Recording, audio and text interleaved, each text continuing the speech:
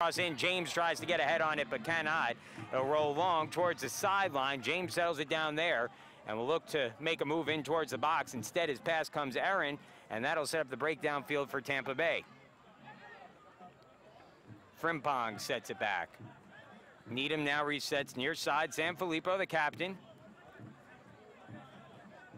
Back to the middle, and Needham pokes it forward. Quick touch to Hill, and Hill trying to keep possession. And now Menjivar comes away with it. Maybe a break for the Silverbacks with numbers coming down. The shot taken, and it's a goal. Goal scored, number 5 on the season for Pedro Mendez. The Silverbacks off to the early lead. A mighty strike for Mendez, who enjoys the embrace from Horace James after the goal, and the Silverbacks jump out to the early lead 1-0. Can't draw it up better than that. Silverbacks dispossess Tampa Bay. As we'll take another look at it here, you can see the play from James to make a move in towards the box. Instead, he lost possession, but not for long. As the Silverbacks were able to recover, a nice play from Menjivar comes up here in a sec, as you'll see on the replay. Taken by number 22, Keith Savage, who has 4 goals this season, came close to his 5th, but Johnny on the spot was Joe Nasco. That ball forward now, shot taken by Horace James, and it's in for the goal. Or no, is it just wide? Sounds like some rolling thunder in the background.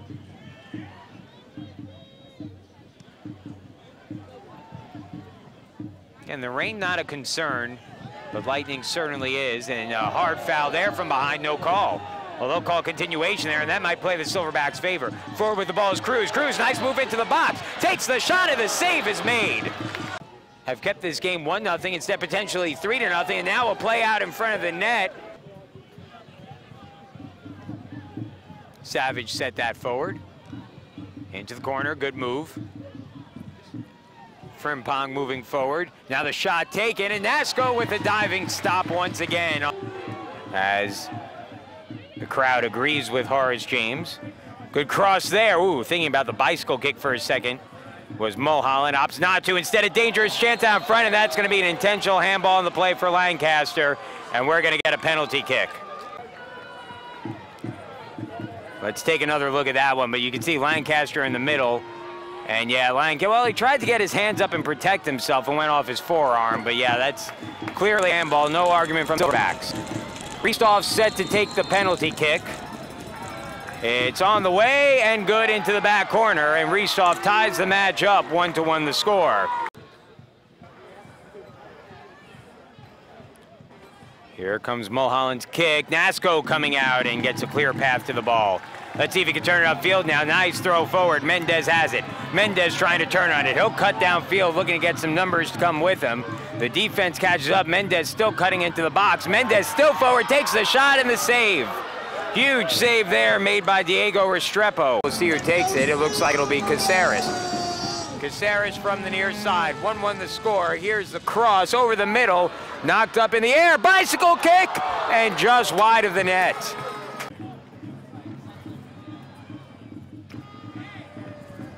Ball's still bouncing loose.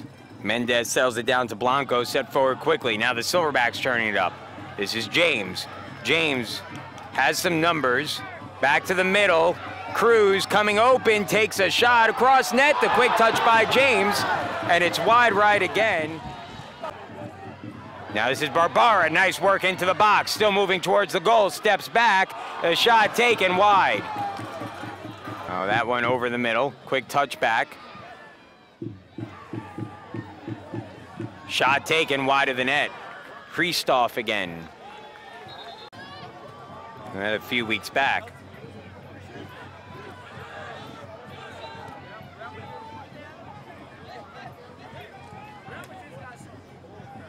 Ristoff crosses fields.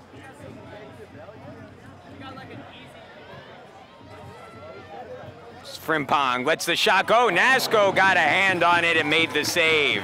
Prompting from Justin Hanover, the PA announcer gets loud. Is that ball over the middle? Header attempt, and it goes just short of the goal line. Mendez with his 5th goal of the season in the 5th minute of action early on. The game equalized on a penalty kick by Ristoff in the 50th minute.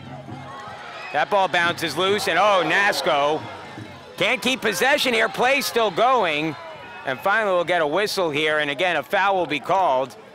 Although I'll tell you, with that contact, boy, I don't know.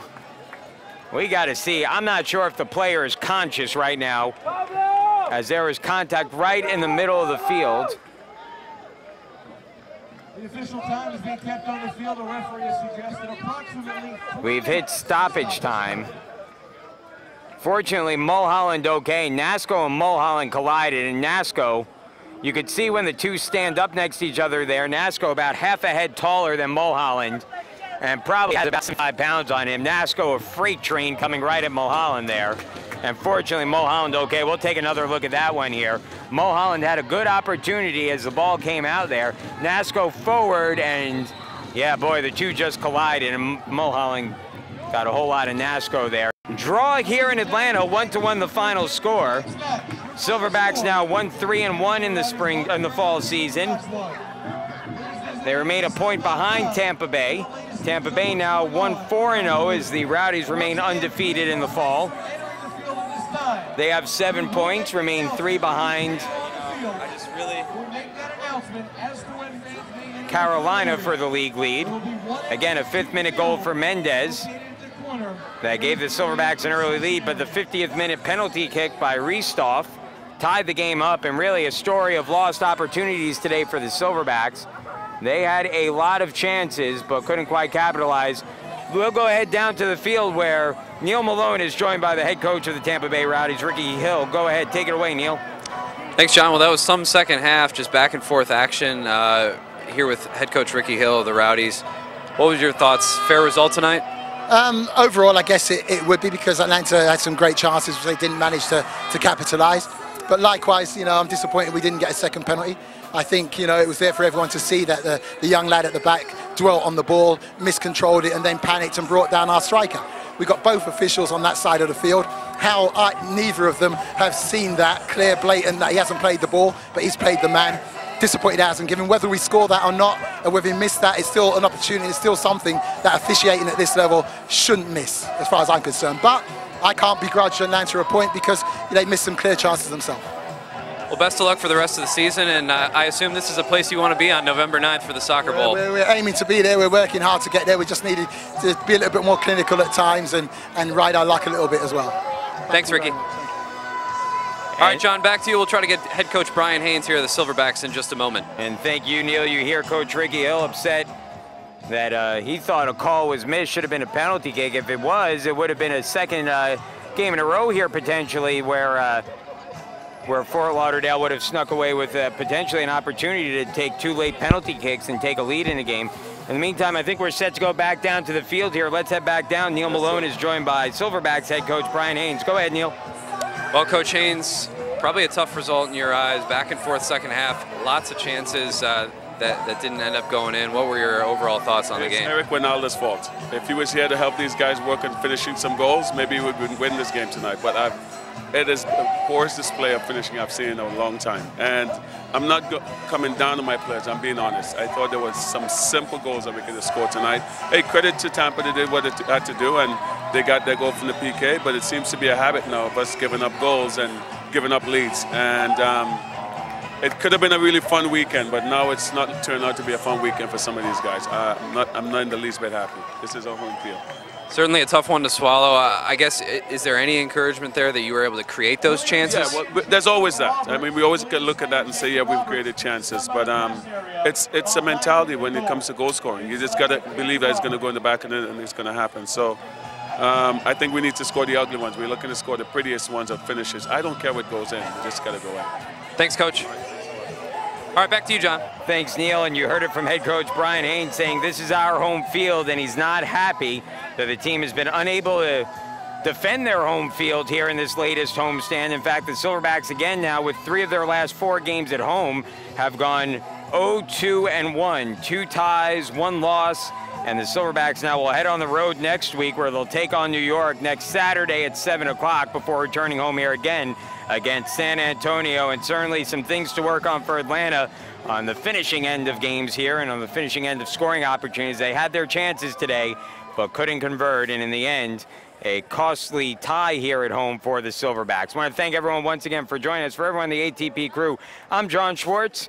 Have a great evening, everyone. Final score here again from Atlanta. Atlanta 1, Tampa Bay 1.